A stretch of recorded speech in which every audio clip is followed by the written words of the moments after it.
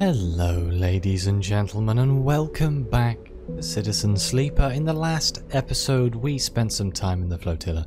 We became friendly with the, I can't remember any of their names. Oh no. The Dust House people. Ember's Step, that's their name. And the main man here on the Pilgrim Seed. And we are currently trying to help as many of them as we can. But I think something very important that needs to happen is I need to pick some mushrooms, which is a very bizarre thing to suddenly require doing, but it will allow us to get more stabilizer.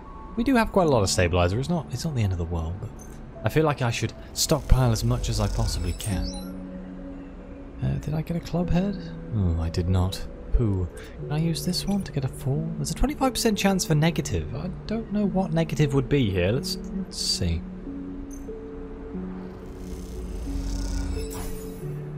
Oh no, we got 2 random mushrooms.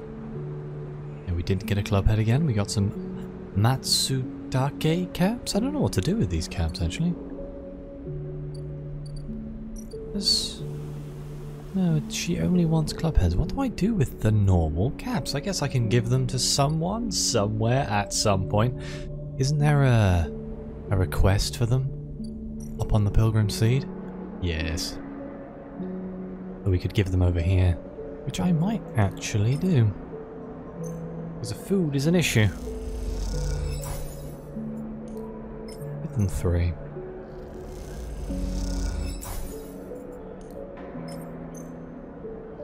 Anything that allows me to help them without spending dice. Always helpful. Right, we need to rest. I am tempted to use my stabilizer. I might have one more day with 4 dice, but let's just go with the full 5 dice. I want as many dice as possible here. And then let's end the cycle. I'm starving, so I should probably get something to eat. Let's start off by going to see our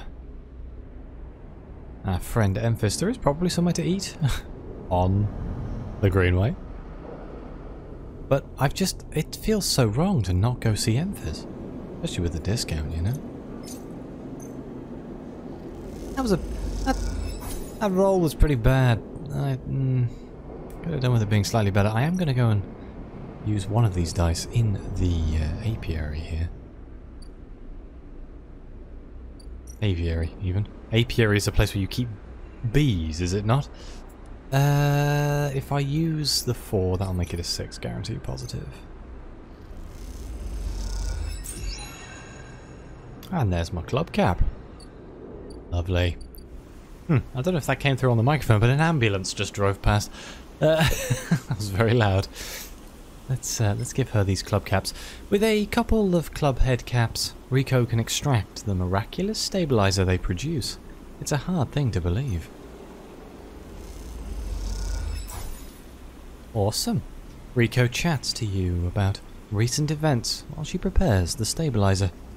You always enjoy these visits. Wonderful. Now, do I need 1 more? I need 2 more spores. Go to the mushroom groves. Can I get away with using a 3? Oops. Oh dear, I right-clicked. My bad. I might use the 5? I could use the 4. Let's use the 4. Let's make sure we get the 2 spores.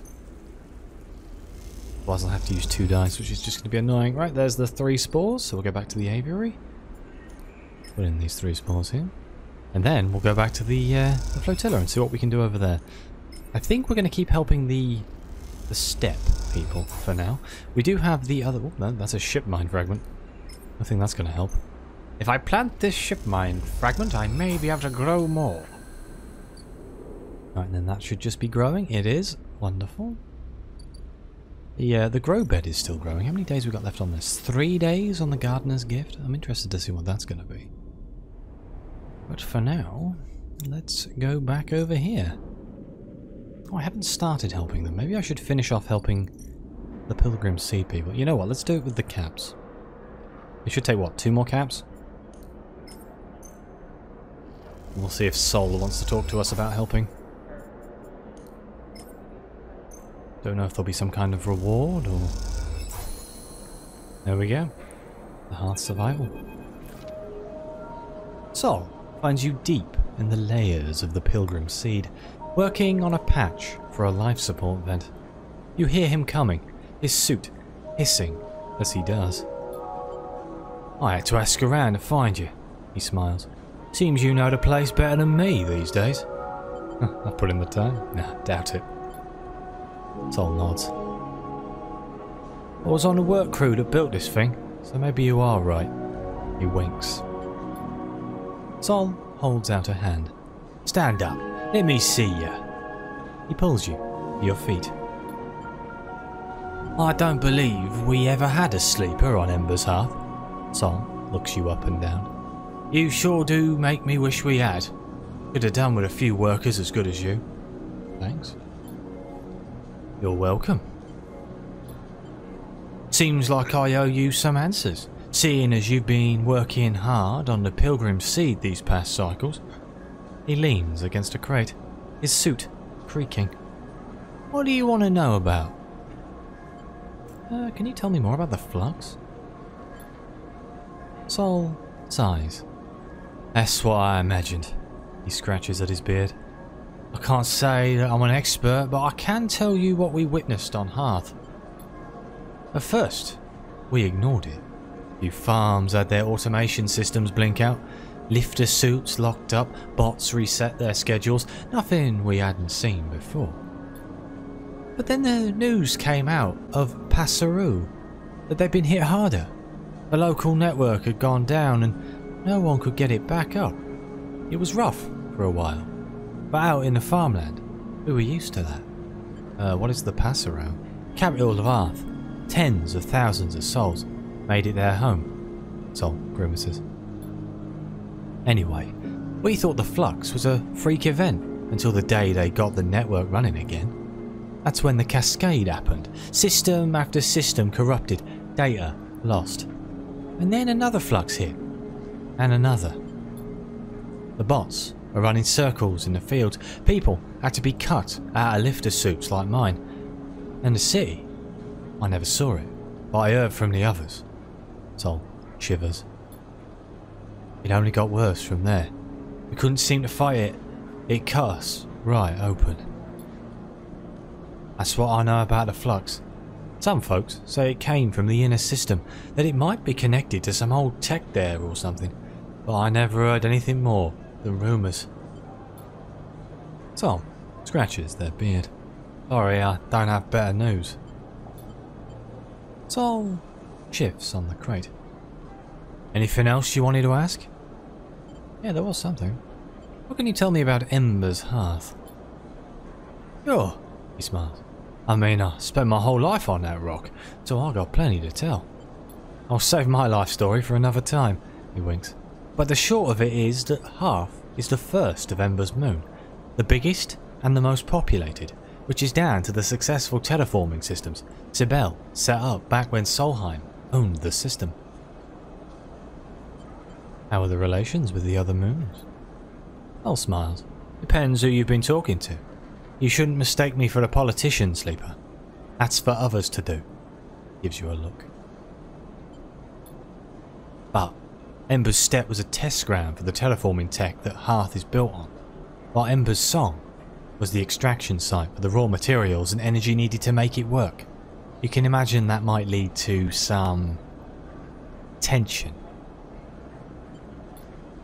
However, Sol holds up her hand, despite what people might say, Hearth was never fully stable. Sol shakes his head. Sibel liked to talk it up, but after they pulled out and Solheim left, our people discovered they'd have to keep the systems running themselves, or the place would soon end up as dry as the steppe. Hearth was good, as long as the evaporators kept running, kept filling our skies with clouds. Even after the collapse, our people kept those things going, turning that subsurface ocean into a periwinkle blue sky. Sol smiles. Flux ended that though, and when they failed, the rains failed, and the harvest with it. Sol pauses. And soon you have a city without a way to feed itself. Sol shudders. That's when we Some of us make the decision to set out on this place. He gestures at the pilgrim's seat and look for another future. Sol shifts on the crate. Anything else you wanted to ask? Yeah, tell me about yourself. Sol squints at you. You want to know about me? I'm not sure that was part of the deal I was thinking of, Sleeper. Unless you're asking about this. He raps on the metal of his suit.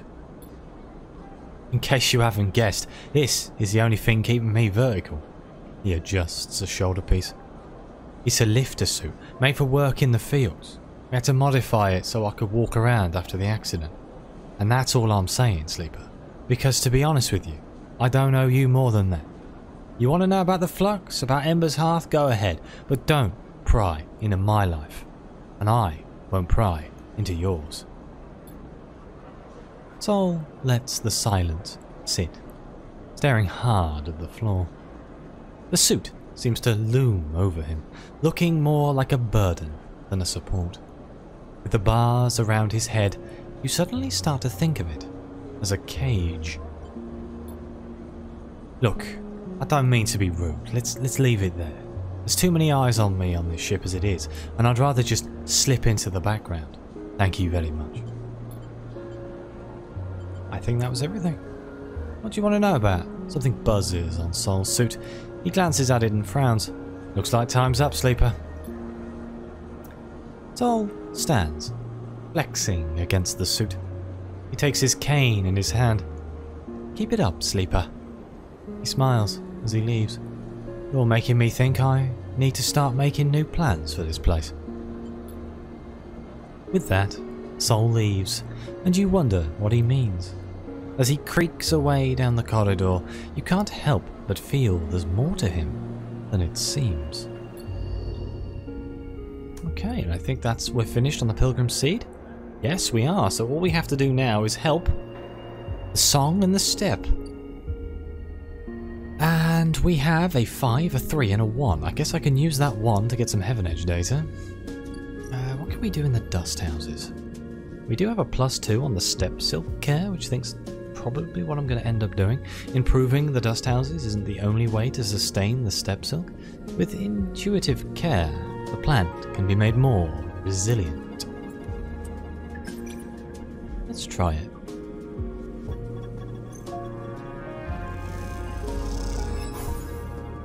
You care for the step silk, trimming dead segments, feeding live ones.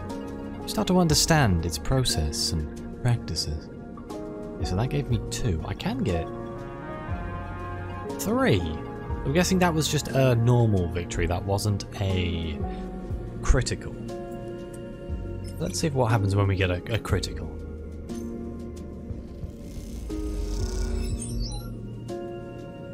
With remarkable intuition, you not only support the step silk, but harden it. Aki smiles when she sees the result. That leaves me with a 1. What do we need on the on here? We use endurance. Can I upgrade anything? How many points do I have? I have 1. Ah. Never mind. Hoping I might be able to increase my endurance. Okay, so let's go and get ourselves some Heaven Edge data. I might then sell that Heaven Edge data just because I like to have lots of money. And we have 12 Heaven Edge data. Good lord.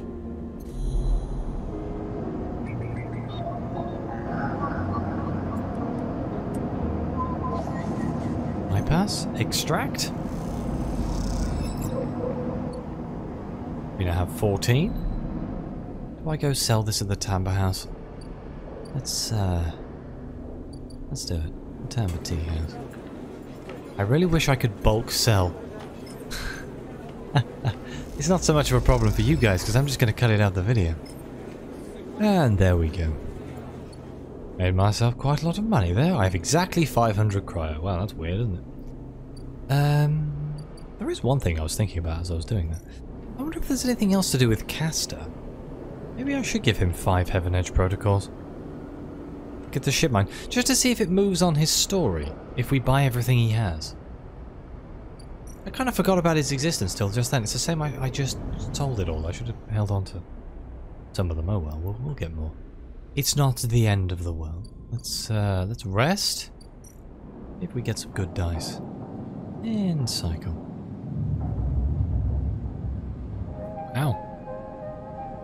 The game sure likes giving me low rolls recently. I guess I could use the 2s to get Heaven Edge data. Oh, back across. Hang on, let's go. I kind of want to do the caster thing now. I don't need a ship mine. I mean, I might need one for the Flux storyline at some point. So I guess it might work in my favor to pick one up, if I can. It does seem weird that I used some for some missions. I needed 2, didn't I, for most of the missions I've done so far? Another one. Ah, you're a Yagagan agent. Oh, a Flux node. Huh. Can I open this? What does this do for me?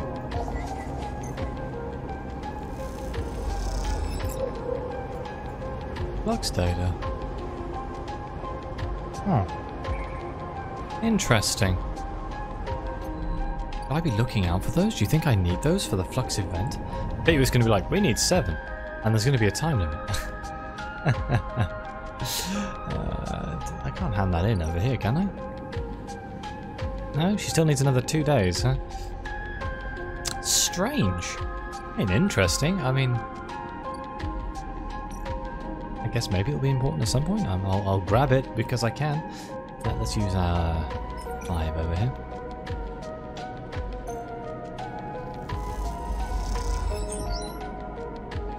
Could use the 3, I guess. Give me a 5. Let's see if we get a 3 or a 1.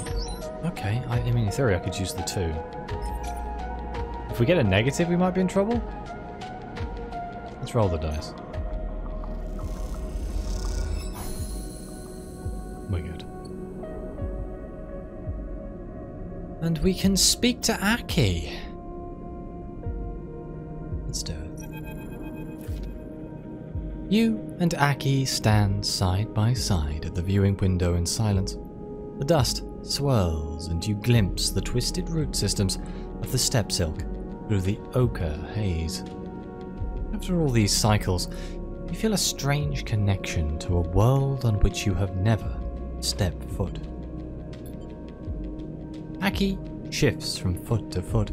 She seems restless, eager to speak, but unsure of what to say.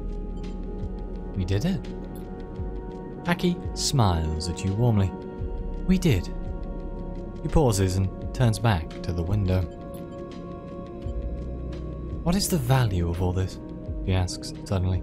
Of preserving our world we have left behind. History, heritage, or conservation? Go with heritage.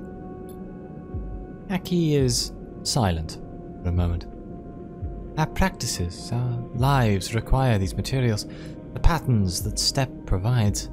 But if those practices remain unchanged while the universe around them shifts, aren't they already dead? He pauses. What is better, to preserve at all costs, or to allow things to be destroyed by change? Aki paces away, lost in thought. I'm grateful to you for helping protect the dust houses, for ensuring their slide into decay is delayed, even averted. But now I find myself at an impasse. The stability of the dust houses changes things. It makes me aware of how blinkered we have been. Aki stops to look at you, her posture somehow different. If the ecosystems of the steppe, if its people cannot grow to meet the future, why preserve it? She frowns. Are we just slaves to the preservation of what came before? Not slaves, inheritors. Aki nods. The weight of this inheritance is heavy. Aki comes close, holds your hands in hers. We must change. We must change to live, he smiles. I have seen that in you. The steppe, these people, this ship, should serve more than heritage, than history. They should serve the future. He takes a breath. There are those in the flotilla that need clothes, that need food, that can benefit from the gifts of the Steppes ecosystem. I want you to invite them. Can you do that for me? Of course. I know that Sol sent you, she smiles.